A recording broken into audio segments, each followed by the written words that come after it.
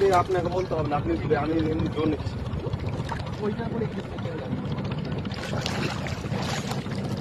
হাত নিচু করছেন কেন? জীবনে হাত নিচু করবেন না, এই জিনিসটা সবসময় ফলো রাখবেন। লুজ করেন ঠিক আছে, কিন্তু হাত নিচু করবেন না।